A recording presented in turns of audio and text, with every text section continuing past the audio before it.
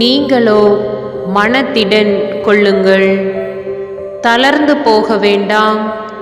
ஏனெனில் உங்கள் செயல்களுக்கேற்ற கைமாறு கிடைக்கும். குறிப்பேடு 2ஆம் புத்தகம் 15வது அதிகாரம் 7வது இறைத்திருவசனம்.